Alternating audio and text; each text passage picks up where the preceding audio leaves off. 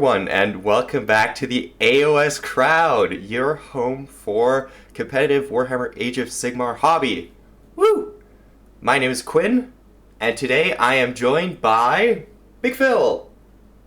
Hi everyone. Yeah, it's been a while. Looking forward to get back on the content train. And apologies, but we're gonna dip back into a bit of third edition before we start our content with fourth. So, yeah. It's been so long that I've grown a beard. But yeah, today, a couple of pubes. Yeah, who cares? But yeah, today we're coming to you with a very, very special topic, something that we've discussed in previous videos, and something we've been trying to get scheduled for quite some time, and that is a World's Review of Team England! Woo! Yeah, it's been a while. We probably should have got it done last month. However, when we came back from Worlds, I started a brand new job, and that has taken up all of my time as of late. So the important thing is we're doing it now. We're going to get it out to you guys and kind of go through the preparation that a team that's looking to compete for the World Championships would go through. So even though this was played over AOS 3, a lot of the takeaways will still be there for 4th edition. And particularly moving forward with the England team and my role now as England captain, there's a lot of things that we've done in the past 12 months that I'm taking forward with us into this coming year to hopefully go and win Worlds and try and prevent Denmark for doing a three-peat. So, yeah. Well, we'll have to wait and see about that. I heard that the England squad is being announced soon-ish as well, but that all depends on when this video is released, so it might already be out. So check the Team England's Twitter account for that. All right. First things first, a huge event. Worlds marks the main sort of international Warhammer Age of Sigmar event that a lot of people look forward to and wish to attend. Mainly because it's not only just the pinnacle of international Age of Sigmar wargaming, but it's also just a place where you can hang out with a lot of your buds that you may not see that often. We all hang out with the American crew, the Canadians, of course, every single one from Europe as well, and, of course, the far-traveled Australians as well. But, yeah, Team England, what sort of preparation did you guys do? When did you start? What was it like? With what expectations did you approach the event as a whole? Yeah, so I guess I'll go right back to the beginning. So this was the first year that we had a squad of 16. So we had a 16-person squad that was announced internally, I believe all the way back in August. So a good 10, 11 months out from the event. And that was primarily designed to keep everyone hungry and accountable. So we had a ELO system that would track people against each other and how people were competing at events based on playing certain players within the community. They'd move up or down the ELO ranking based on results.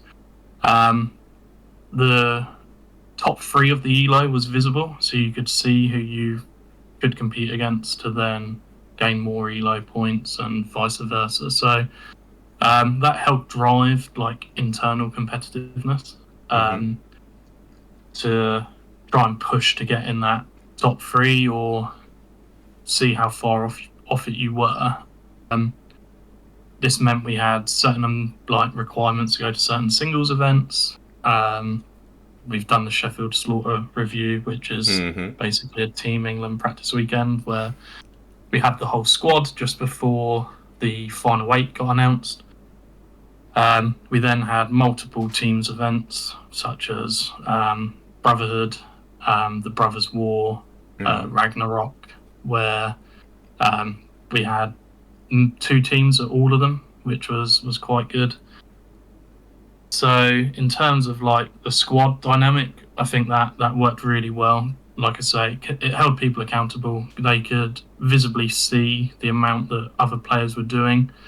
And some people pulled away because of it. They're like, I just Okay. can't keep up with the amount that's required of me in terms of practice, whether that's in person, TTS, etc. So they stepped back out of the 16, or maybe a few months before Brotherhood, or even like when the final 8 was going to get announced. So I think we lost 4 or 5 out of the 16 Oh boy. because they just felt that what we were doing this year, they couldn't commit to the time. Yeah. We were kind of treating it like a part-time job, so to speak. So like there was a heavy amount of expectation around getting TTS games in, getting reps in with your army, potential armies, opponents' armies, etc. Yeah.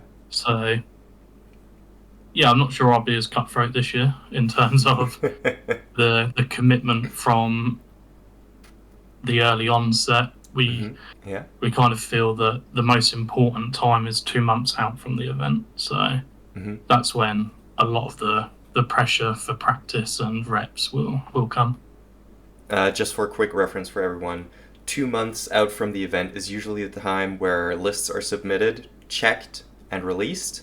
And about 1 month from the event, the first round draw usually happens.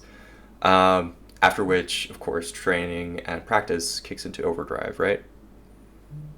Yeah, exactly. So once we've kind of established what lists we're definitely taking as part of the 8, or even as part of this 2-month build up, we might have 1 or 2 weeks where we're still working out lists. So we kind of had 5 bankers about 2 weeks out from the event, but battlescroll came pretty quick and close to list Yeah. submission. So we're a bit up in the air. So we had a few players bouncing around, not knowing exactly what army they're going to be on. And then it turned out quite well for us. We didn't really think Nurgle was going to make our 8 at first. Yeah. But then Steve Follows ended up playing Soulblight, and Steve was unreal all weekend with his Black Knights. And due to us taking the Soulblight list, it really freed up our pairings matrix for our missions. So not necessarily into the all the armies, but from a mission perspective, we now had a solid defender in Nurgle, but also had a really good attacker into a lot of scenarios for the Black Knights. But it also defended really well on a lot of the scenarios that the main nucleus of our army composition didn't want to play, which was the spread out fountains, limited resources, etc. So yeah, like these little things that changed in the last few weeks, we felt as a team really benefited us in terms of our list composition within the 8. Yeah. That's superb. Like these small changes can really have a big impact. For example, just the switch to Soulblight, a super flex army that, as you said, can both attack and defend on certain scenarios, and is also a pain in the ass to deal with because you can never fully get them off the board, really.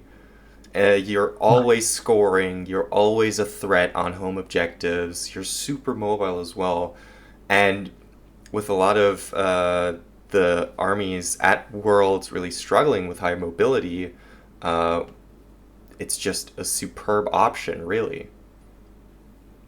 Yeah, and I don't think people appreciated the more wound output on the charge either. So like, I'm not sure particularly Steam Tank players knew how good it was.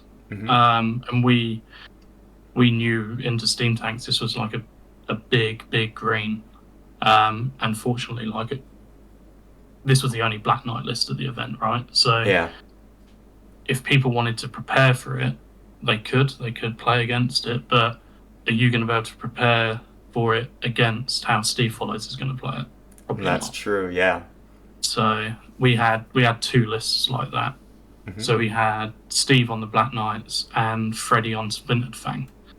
Yep. So Freddie's list, and Freddie's my MVP, like, did everything right at the event. Didn't lose a game, didn't lose in singles. Absolutely smashed it, and the list was degenerate to play against. And Freddie's so well practiced and prepared to put in all the reps to understand the core mechanics of how the army wants to operate. Mm-hmm. So for someone trying to learn how to play against it, you can play against 70 Splintered Fang every day of the week. Yeah. But until you play against one of the best players in the world using it, who's designed that list and played it for months, you're not going to play against it properly.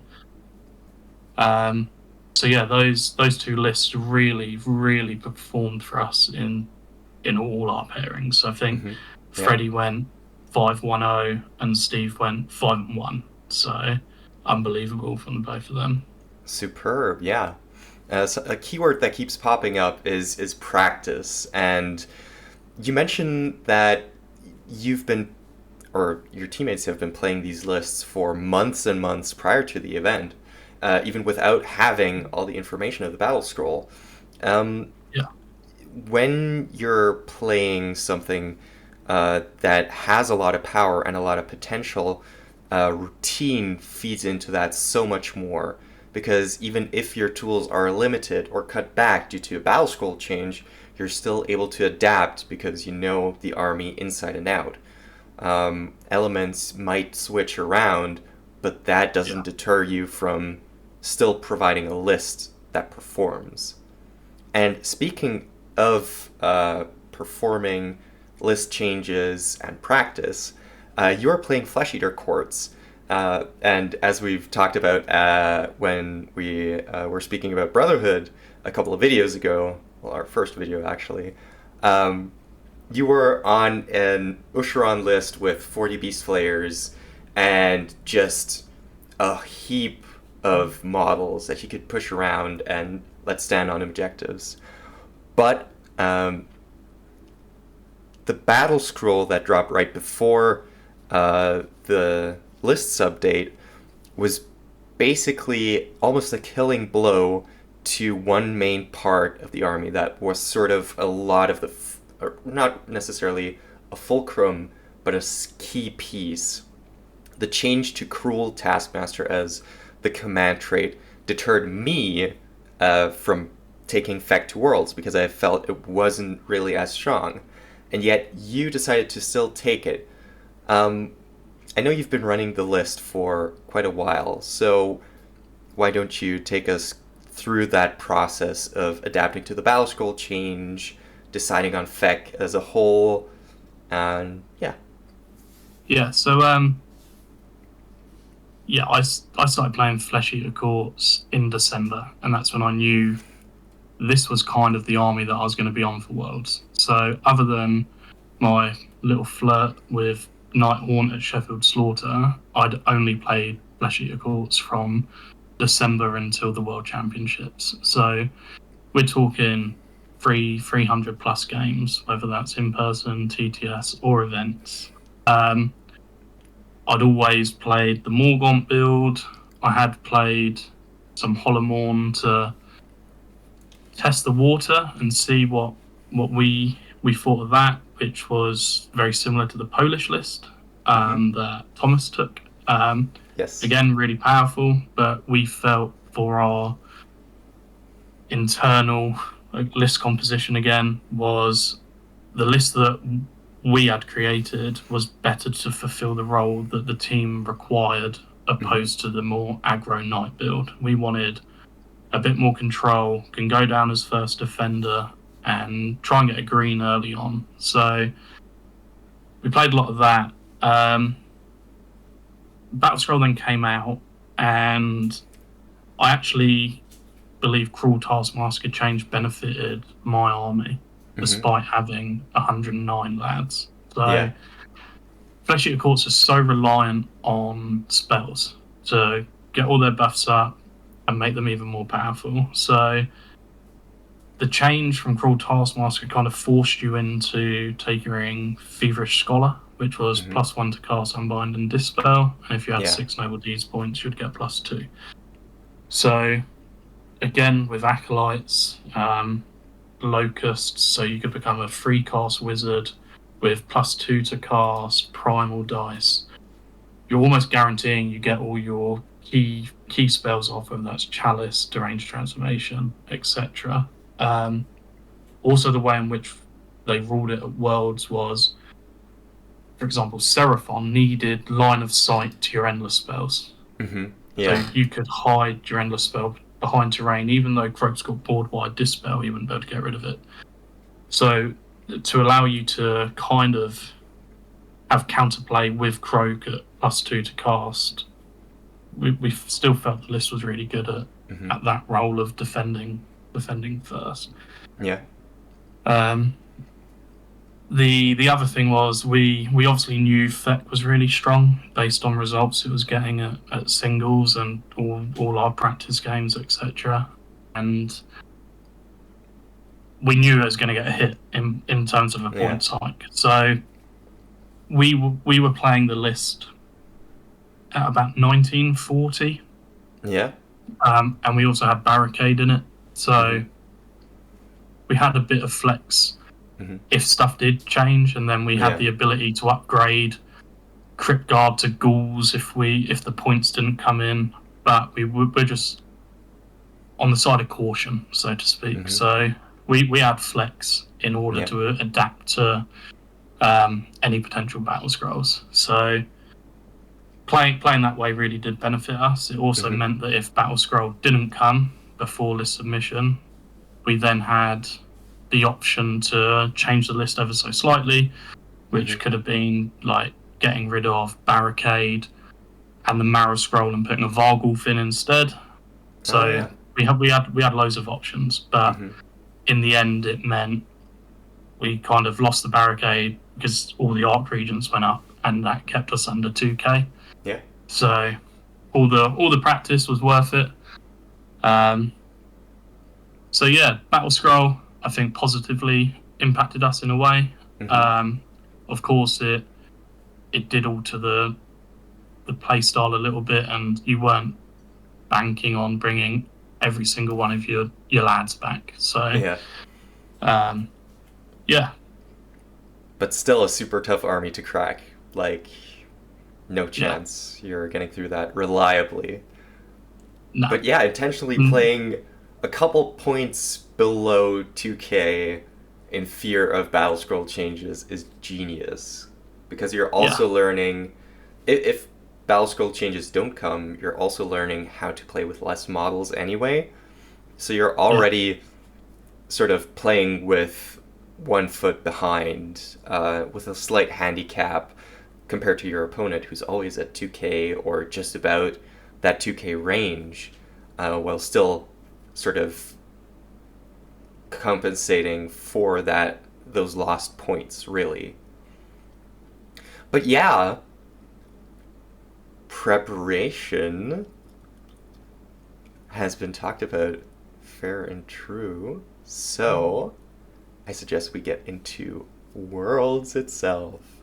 And for round 1, I am thanking the dice gods we get a banger of a matchup for Team England, because Team England got randomly drawn into Team Denmark, defending world champions versus the defending world champions from last year. Superb round 1 pairing. What did you guys do after that went live? I just want to... I wish I would have been a fly in the Discord when that pairing happened. So, I think a lot of the England team actually wanted it. Like, we knew compared to last year how much extra preparation we'd done in terms of practice and build up. And after nearly getting capped by Denmark last year, we had a point to prove. So we thought if there's any time to get them, round one is perfect, because both teams then have all the information ready. We know what scenarios we're playing. You can really hone in onto your matrix and basically give yourself every chance to succeed in terms of the round. I'll talk about the round result in a little bit, but the round was super tight. So it was a really good round in terms of we felt we paired really well. What I will say is a lot has been said about my round one and the Danish and Casper in particular with the delusion thing. So just want to clear this off. Don't blame Casper at all. It wasn't his fault. Essentially, I forgot to pick my delusion when it was meant to be picked. This then was brought up to my attention by Casper. So we got a ref over. I just asked the ref, look, hey, I've not picked my delusion at the right time. We're this far into the turn. Player's code, Casper's brought it up to me, which is what should happen. Yeah. And unfortunately, the ref ruled it as a rules question instead of a player's code thing, which again, not going to bemoan the ref. I should have picked it. What I will say is that's probably an element of over practice. I got so used to playing with +1 save, I forgot to say it at the right point in time, and unfortunately that was really detrimental to not only myself but also the team, and I've apologised to them, etc. But yeah, I just want to say, don't blame Denmark, don't blame Casper. It's my fault. It's my cross to bear, so to speak. So yeah, hopefully that draws a line in the sand with it all, and I look forward to playing against Casper in the future, and hopefully Denmark again next year. Yeah. So yeah, with that, obviously we all know that I get put down first defender into Denmark, and I play against Slanesh. So interestingly, having spoken to Casper quite a bit and the Danish team in general, we both had this matchup as a green. So yeah, so one of us was wrong. Unfortunately, based on results, I was wrong. However, I basically played the whole game without my army ability. Yeah. So we played on Pulse, which again is a massive score swinging mission. And I lost 16-4. But again, like I say, didn't have +1 save for standing on objectives, which basically just gives extra rend to Slanesh after you've played with your army so much. You're kind of always used to being on +1 save. Yeah. I had to take a timeout top of one. Not top one, bottom of one. So just one priority. And I basically had to go for the win turn 2, which was kill Glutos, which isn't easy. Yeah. Oh no! Yeah, so, no! Oh no! Yeah, so I got a blizzard off. I was like, okay, rolled very below average, and then I was like, right, just have to go for this and yeet 20 beast flayers into the big boy, and I left him alive on one solitary wound, which if Glutos goes down at that stage, even without +1 to save, I think I can then run over the army. Yeah. Because the keeper's got all the damage reduction. Glutos is his piece for gaining all the depravity with what's the ability called for? It's 3rd edition. Nobody cares. Okay, cool. Yeah. So yeah, left Glutos alive on one, and then it was all about just trying to grind out the game and try and fight for as many points as possible, knowing that I was probably going to end up losing. So in the end, I lost 16-4, which it very easily could have been a 20-0 with the forgetting of my allegiance ability. So especially on such a high scoring mission as well. Pulse is really dangerous for that. Yeah, exactly. So, yeah, I lost 16-4. We thought I was going to win about 14-6 based on our pairings, and they had it as a 15-5. So, Oh. not that I'm going to have the opportunity to do it because it's third edition, but I'd love to have been able to run that game back and play it with all my rules. Yes. Um, as a team, again, we felt we paired really well. Um, However, we did end up losing the round 83-77, which, to be, it's going to sound stupid, but it's basically a draw. So Yes. the swing, the swing isn't that big, and it doesn't really put you too far away from each other. Because with that such tight a win, it actually meant that Denmark got paired into America in the next round, and Yes. then lost to America in a similar fashion to which we lost to Denmark. So Yeah. yeah, But that super close matchup, ah, must be a yeah, brain grinder just sitting there and waiting for results to come in on such an important, like, round one. yeah, it's The, huge, especially when you're hating yourself.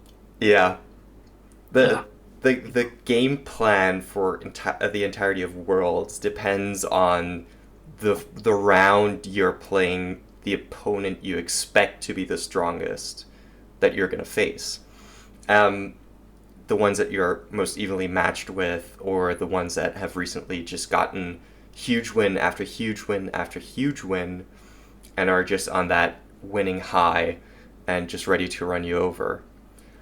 But when competing for podium places, the analysis of these sort of games and these rounds can go into overdrive because the usual podium contenders are Denmark, England, France, and Sweden.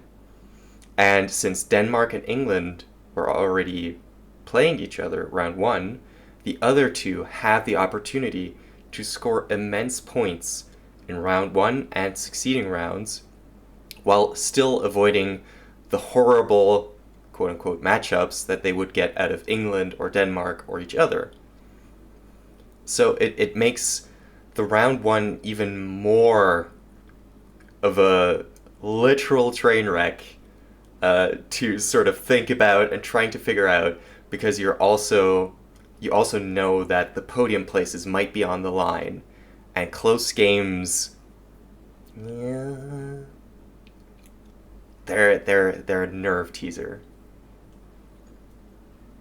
yeah. We, to be fair, we knew we were going to have to play Denmark at some point within it Yeah. to win the event. You always have to.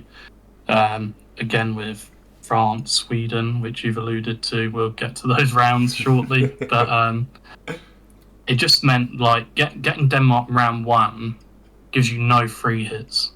Yeah. So normally round one is you hope to. This is going to sound terrible, like a bit of a warm up round. It kind of Mm-hmm. gets you going, and you have the opportunity to go in, score really big, and set a precedent. Whereas getting Denmark and then keeping it super tight benefited neither of us Mm-hmm. because it didn't give us an opportunity to race away from the rest of the pack. It also put us in the middle ground, which meant we were probably going to have to play against all the other good teams that played against each other, Mm-hmm. such as, like I say, Denmark going into America. So it was really interesting in that sense that we kind of knew we're going to have 5 really hard rounds for the rest of the event because Mm-hmm. the opportunity to get one of the Get a freebie, basically. yeah get a team that's lower down within the was it 26 teams this year. Yes. Um, so yeah, but again, personally happy to play Denmark round one. Just wish it Mm-hmm. was opposite result. Yeah. But We also had a tight game round one, and for like 15 minutes, I nearly had a panic attack because I feared we were going to have to play Denmark. Like, the relation Denmark, number one, world champions last year. Austria, like around here, 21st. There's like a tiny close. slim chance because we beat Yeah. Serbia by 6 points. And that was... Hi. I'm not... My nerves. But, Too yeah. close for comfort. Yes. Luckily, we didn't get to play Denmark, even though I really, really want to at some point, just to be taught how to properly play Warhammer. But yeah, moving on to round 2, which, of course, features someone else prominent on the channel. Yeah, so I won't go into this round too much, and hopefully our co-host, who will be doing his team review, Math Mallow, will go through England's round against the Welsh. So I had like my super green. The mission, not so much. I was playing against Matt Roberts on Mega Gargants on Towers. So if anyone's played Beast Flayers, they will know they love fighting monsters. Particularly Mega Gargants. So yeah, had a great game against Matt, and after feeling absolutely terrible about letting my team down in the prior round, Matt was the perfect opponent as a bounce back, pick myself up. He was just a pleasure to play against. Robbo's lovely, and he just made me feel a bit more like me again, like very happy. Had a bit more of a buzz about me, which was really needed, and I appreciate Matt for doing that and also letting me pick up all his Mega Gargants. That was great fun. So yeah, I beat Matt 17-3 on Towers. Again, quite a good result. Towers isn't usually a massively high scoring mission. It's still really hard to take an objective off Mega Gargants as well. So even if you've got 109 lads to push around. Yeah, exactly. But yeah, like Towers even isn't the best for battle tactics with Flesh Eater Courts because of the half board deployment zone. But yeah, we got paired against Wales, and again we felt he had really solid pairings, and we won 106-54, which was again a nice bounce back, particularly after them finding out Denmark had lost to America. We were like, right, we're really back in the hunt now. So we knew the event was still on for us to kind of have the ability to take it out. I think at that point, a lot of like hopes of getting away from the pack and running away with a solid set of points into day 2 and even day 3 sort of crumbled around that time for most teams. Yeah, so like going into that, we were like, right, okay, we've got a little bit of breathing room on Denmark. However, again, with the way pairings work out and everything, overnight we get our pairings for the next day, and Denmark have the ability to go and cap. So all of a sudden, Denmark can be back in the game by getting 120, and we draw Sweden, which are, again, like you say, one of the 4 people that are gunning for those podium places. So we were like, right, okay, so we've got game faces on again. We know Sweden's a hard round. They've got a super solid team. One of the best players in the world in Ronja, playing her absolute love in Nighthaunt. Fair play to Jack Armstrong for beating around with Nurgle. So we weren't sure how that matchup was going to go, and Jack pulled it out the bag and like really delivered for us on that one. Again, this was another one of, in terms of my game, both of us thought it was green. Unfortunately for Rasmus, he was very, very wrong. So I played against Rasmus, who was playing Slaves of Darkness, and if there's an army I know probably better than my opponent, it will be Slaves. So it was on Power Flux, which is by far Feck's best mission with the locusts, etc. And I was playing against 12 Vanguard, Bellacore, Knights, a couple of Furies. I obviously know the threat of Vanguard, I know the double activation, all of that mumbo jumbo, and I screened the fuck out of my army. Just did the bare minimum, go and score my 4 points turn 1 or whatever, not push my locusts out when the sides were active. And I just want to give all credit to a unit of 20 ghouls for forcing a Vanguard unit to have to double fight. Left one ghoul alive. I just left it tagged on the edge and was like, you're either locked in combat or you have to burn a double activation. Yeah, that ghoul MVP. So I, fortunately did that. I then won the roll off, called a timeout, had my chalice up, gave it to him to get doubled by the Vanguard. However, he failed to unbind chalice, and that kind of dictated the way in which he wanted to play the game, which was he can't fight me because it's unlikely he lifts everything. Yeah. Or a unit as a whole with all my screening pieces had 5 on boards. Yeah. They're all stood on circles. I was fine. Another 6 Vanguard were locked in combat, so they'd lost their damage, they'd lost their +1 to wound. And I was like, right, cool. So he retreated, and that was perfect for me because it meant I took 0 damage in my turn, and his turn even, and then I could push out and do what I need to do in mine. And I got a big 20-0 win.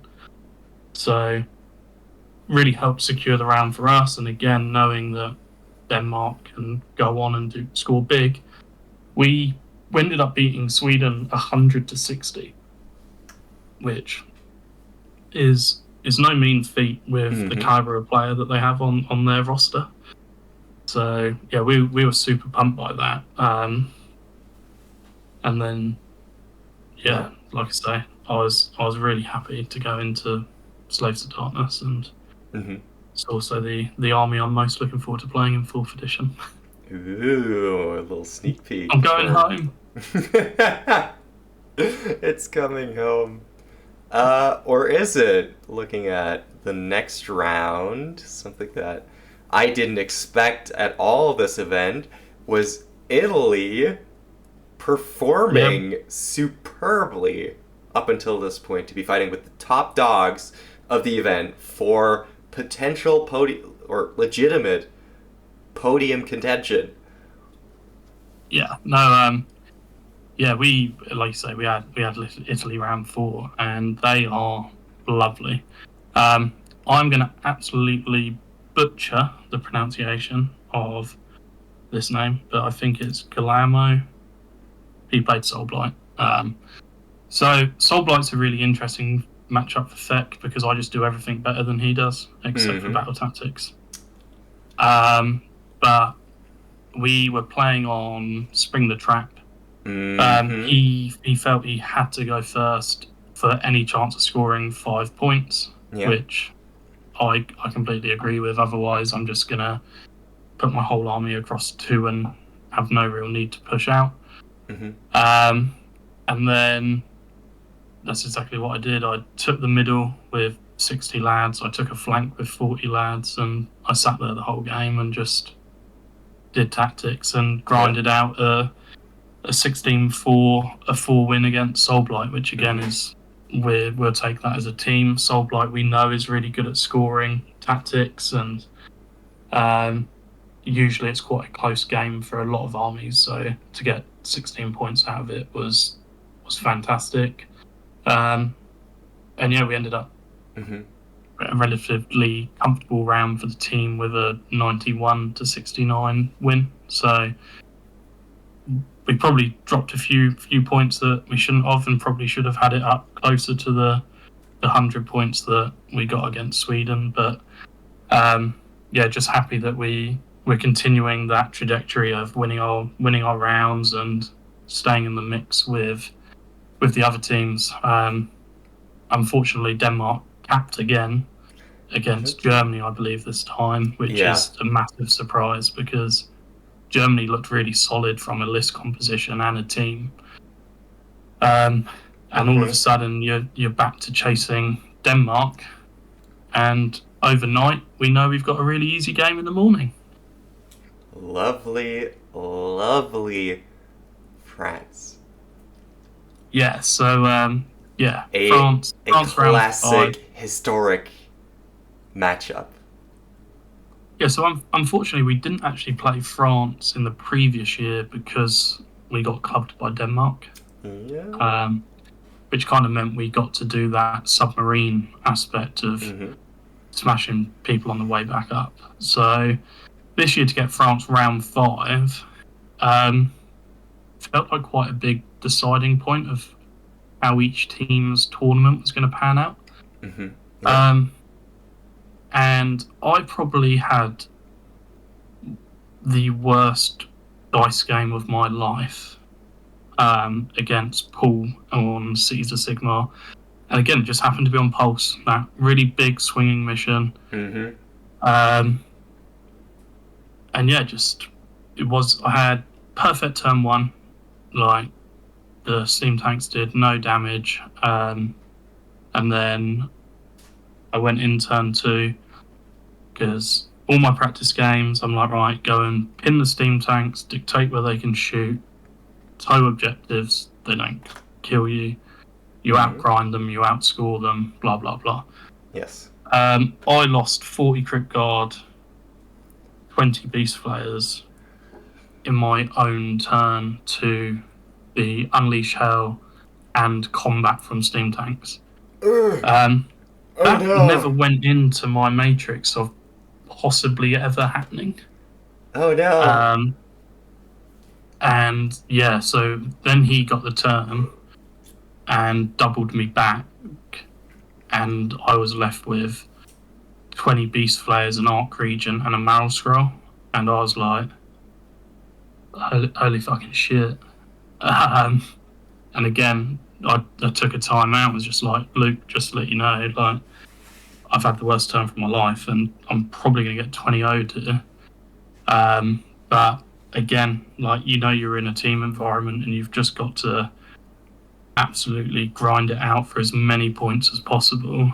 And I ended up managing to get 5 points out of the game, despite having the worst turn I've ever had. So I ended up losing 15-5 to Paul.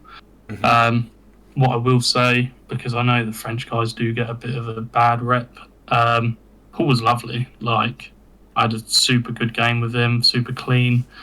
Lots of communication, over communication maybe at sometimes, but super beneficial. Just explaining intent, showing what we can do, blah blah blah, and yeah, really good. Happily played Paul again. Lovely guy, and a superb human being overall. He was my first. I'll bring better dice next time. Yeah, Paul's actually like the loveliest human. I played him in my first game at my first Age of Sigmar Worlds. I attended the singles event in Milan in 2021. He was my first opponent. He played Lumineth. I played Slanesh. I got my shit pushed in. But I had such a great time. And I remember that we just hung out afterwards and went for a beer and just had a good time. And we've had that at every single World since. And as you've said, the French do sometimes get a little bit of a bad rap. But honestly, sometimes it's just hearsay. Especially with Paul. Exactly. Right. I've played, over the last 12 months, a few French players, namely Spoon and Paul, and they've been two of the best games I've ever had on the tabletop in terms of the manner in which it's played. So maybe there's, like you say, it's hearsay, or there's been a shift in how they, as a collective, play the game. But yeah, really, really clean, proper Warhammer from those that I've played against. Yes. But it's not done. Unlike most other events, Age of Sigmar Worlds is a 6-round team event. 2 rounds Yeah. per day, 3 days after one another. We've had 5. Now, one of the dark horses of the events, number 6, superbly performing at their only second appearance at Worlds and smashing face. Team Poland. Yeah. What I will quickly say, we lost to France, by the way. Oh, yeah. 69-71. But yeah, Nice, Poland. but also not nice. We actually fought when we were doing our Matrix. Poland had the best list of anyone. Mm-hmm. So Poland's 8 for us were the hardest team to work out in terms of a Matrix perspective of trying to get us as many green matchups as possible. So fair play to them. I know they're really well practiced. Just had some nails lists and some great players. They were top until day 3, weren't they? Yeah. Like they'd absolutely cruised. The first 4 also rounds. Smashed people. Yeah. They wrecked house the first 4 rounds. I think the 5th round was where they sort of got hit in the Achilles heel. Yeah. And that just meant they got to play you go from Denmark to England, so you know it's going to be probably a tough day in the office. So we had Poland and lovely people. They ended up taking home best sports. They got our vote. All of them were absolute saints to play against, and I've actually reached out to Thomas to try and organise PTS scrimmages against Poland because really impressed with the way in which they play, and I think it'd be super beneficial for both parties. So moving on to the games, we had Power Flux as the first mission, and so we were right, we'll put Feck down. So Feck goes down. I'm like, cool, super happy. Don't really have a red here. They've attacked me with Seraphon and Slanesh. The Slanesh list didn't have all the scary monsters. It was just 1 or 2, much easier to deal with. And then Seraphon, which double from Seraphon still really sucks on a mission where they're quite good at. So I was like, if you give me Slanesh, I'll get close to the 20-0 because they just can't beat me on the primary. So I got paired into Seraphon, even though I was defender, which was fantastic. So I said during it, the best you're going to get at me is a 12-8 against Seraphon. But we also knew no one else on the team wanted to play against Seraphon. So we knew that my list can beat it, particularly on that scenario. It's not going to smash it, but it will give me the opportunity to buy more greens for the rest of the team if I take it out of the matrix. So that's what we did. I played on a terrible table as well, where I couldn't hide my chalice. Oh no. It was rough. I then didn't do it. I had to go for a magical dominance turn 2 because I didn't have another battle tactic. And again, against Seraphon, that is not fun. So did the classic, try and cast Blizzard first because that's your big one. So if you get that off, you then check for the range and you're like, oh no, but I've got it. Didn't get that off. It ended up being Mystic Shield with +2 and Acolytes and only got a 7. So oh no. And Croak just laughed at me really hard. So after dropping those points, I was like, do you know what?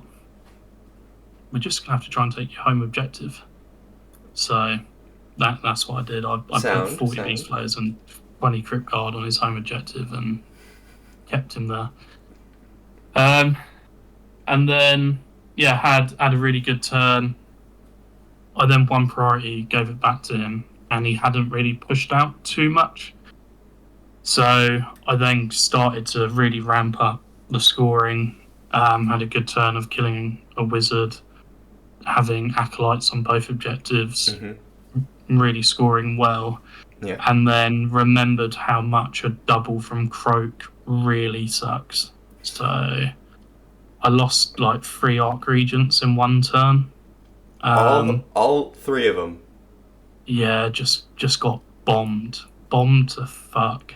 Um, and I was like, at least you've done it in one turn because it means you've really restricted your extra points for killing wizards here. Mm-hmm. But Yeah. I've lost all my buffs now. And yeah, fortunately, I had those really good turns of Mm-hmm. controlling both objectives and managed to win 12-8 as I predicted again in the pairing. Yeah.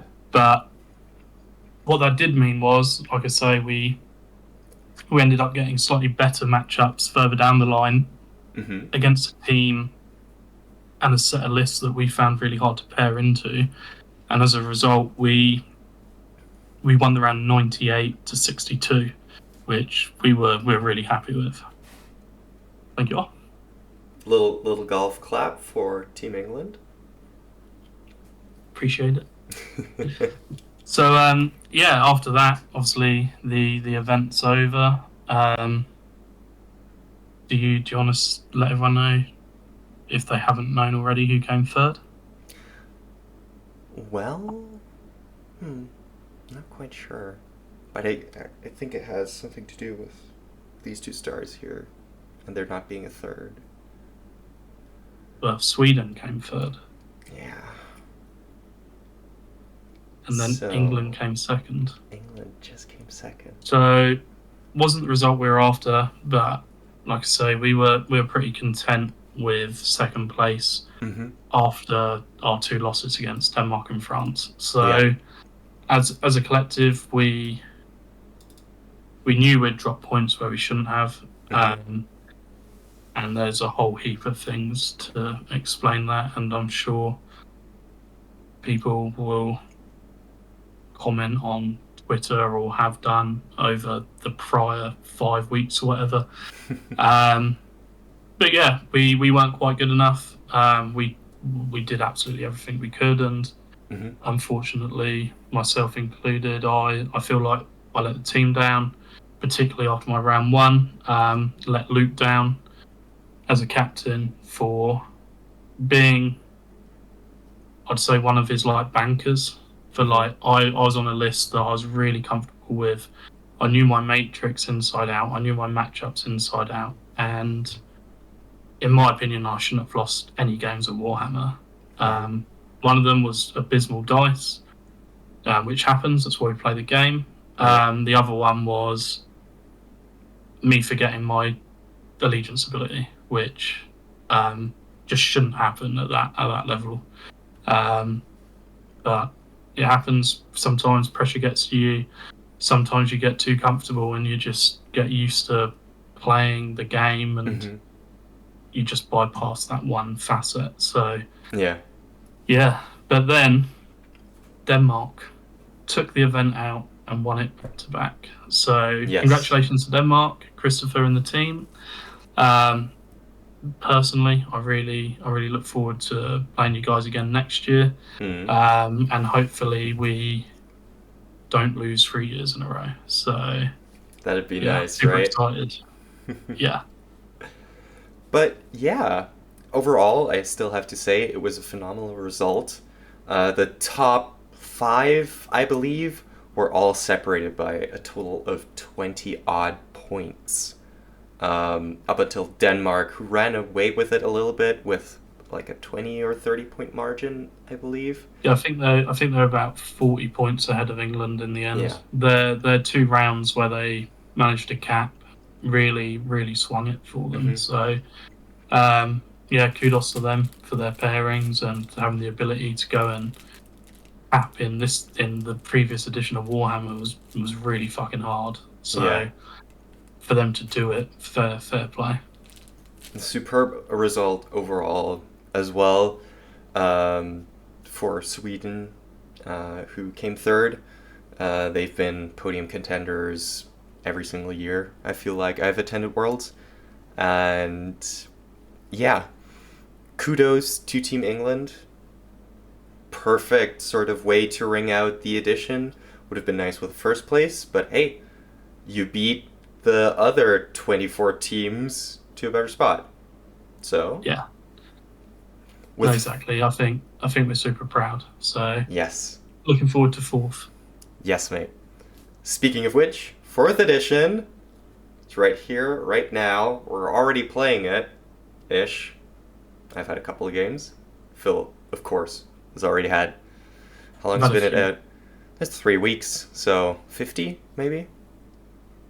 Yeah, probably not that many. I've You've been slacking. It's a few. Yeah, it's a few. But yeah, like I said, I think we're gonna aim to get where we're at with AOS4 and where our heads are being turned as a video coming out in the next few weeks, I guess. Yeah. We're gonna plan to get it recorded as soon as possible, because we can appreciate third edition is a thing of the past, and everyone wants to know what god awful things everyone's conjuring up for fourth, particularly as the tournament season is slowly about to kick off. Yeah. Particularly in the UK, what we tend to find is in the summer tournaments really die down, and then from September onwards they just go berserk. So the classic super summer break. For that. Yeah.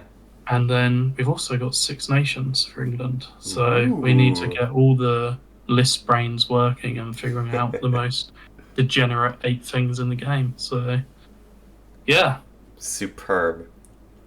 Well, that is gonna be it. Thank you for watching the Team England review of Age of Sigmar Worlds 2024.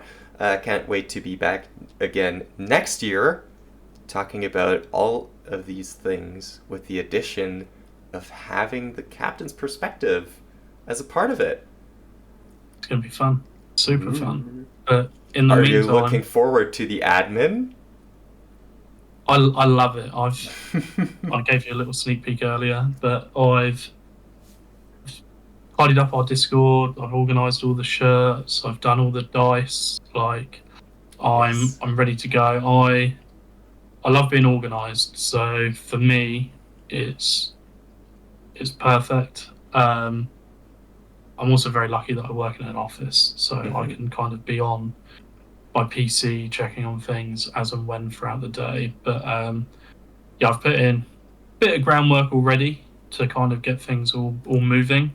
So yeah, really excited to do a captain's perspective on it all, and obviously we'll get Freddie on to probably look at post Six Nations when that's out. But in the meantime, remember, you get no extra points for being a